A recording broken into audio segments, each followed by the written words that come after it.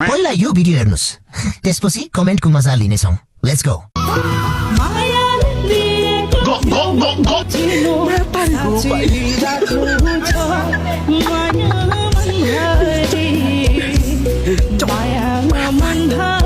तो चलिए शुरू करते हैं। मच्छरले टोकेको रे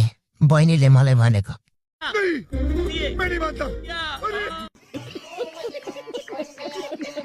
आई पढ्ने बेला भएको छैन कक गएको पढेर आउ लाटे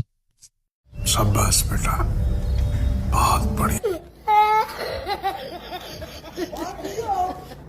मस्किटो बाइट होला नि त